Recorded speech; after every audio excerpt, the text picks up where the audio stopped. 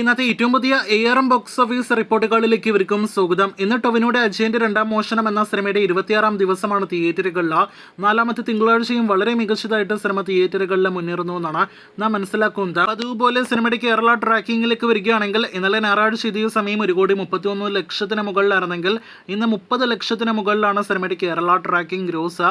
അപ്പോൾ ഇന്നും സിനിമയ്ക്ക് 50 ലക്ഷത്തിന് മുകളിൽ കേരള ഗ്രോസ് ഉറപ്പാക്കാനായിട്ട് കഴിഞ്ഞിരിക്കുകയാണ്.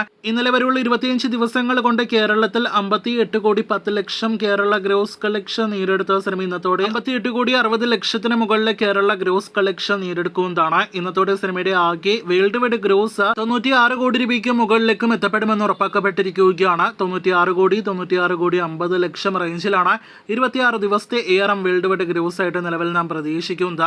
അപ്പോൾ ഇനി വെറും 3 കോടി 3.5 കോടിയോളം കളക്ഷൻ മാത്രം മതി ARM എന്ന സിനിമയ്ക്ക് വേൾഡ് വൈഡ് ബോക്സ് ഓഫീസിൽ 100 കോടി കളക്ഷനിലേക്ക് എത്തപ്പെടാൻ. നമ്മുടെ പ്രതീക്ഷ ഈ വരുന്ന ശനി ഞായർ കളക്ഷനോടെ സിനിമ 100 കോടി വേൾഡ് വൈഡ് കളക്ഷൻ നേടിയെടുക്കുമെന്ന് തന്നെയാണ്. അപ്പോൾ ലിസ്റ്റൻ സ്റ്റീഫൻ നിർമ്മിച്ച ജിതിൻ ലാൽ സംവിധാനം ചെയ്ത ടൊവിനോയുടെ pan Indian cinema 3D cinema ARM വലിയ വിജയമായി മാറിയിരിക്കുകയാണ്. കാത്തിരിക്കൂ, ഇനി 100 കോടി കളക്ഷൻ സിനിമ പിന്നിട്ടോ എന്നൊരു വാർത്ത കേൾക്കുവാനായിട്ട്.